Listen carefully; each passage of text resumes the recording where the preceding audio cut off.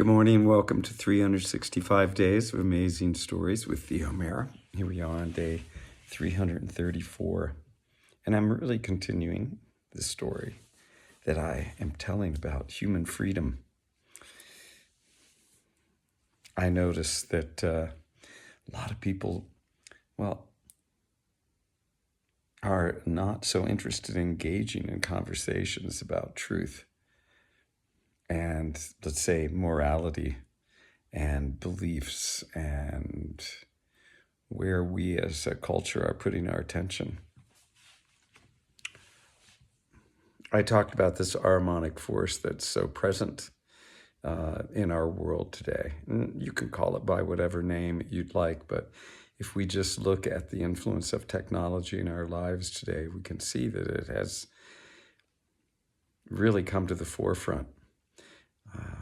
Even in the life that I'm living, I see myself engaged so much of my time with the use of things that have been created through technology.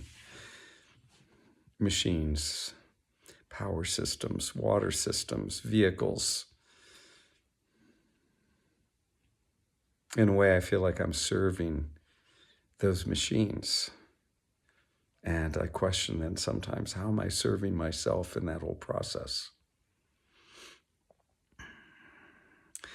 Now, let's think about truth.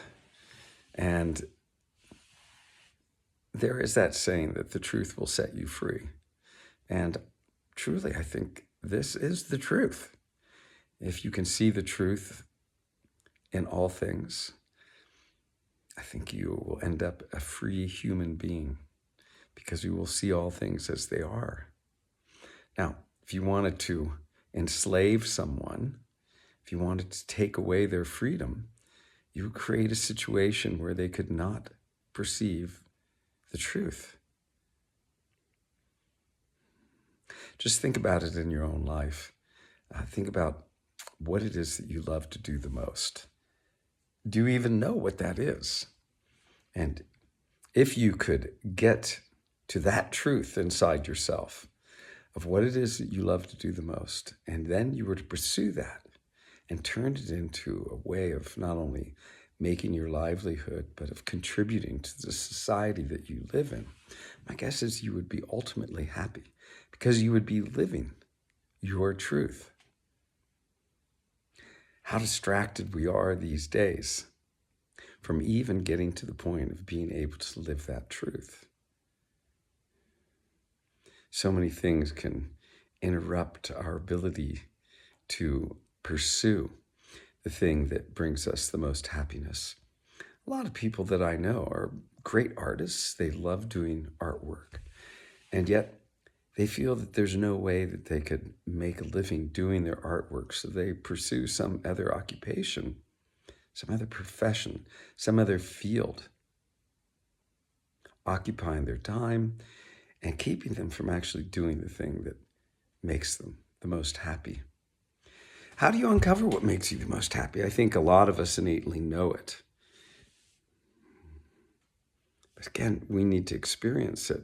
We need to do whatever it is that will bring us that happiness and then be able to have the realization that that is indeed what brings us the happiness.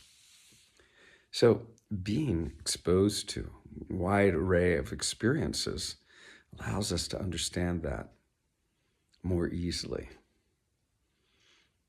A great professor of mine and friend, Chuck Baxter, used to talk about cognition a great deal and how important it was to be able to understand things without ever having been told about them.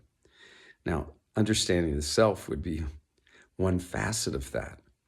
And how did one develop cognition? According to all the research that Chuck had done, one developed cognition through free play in the out of doors.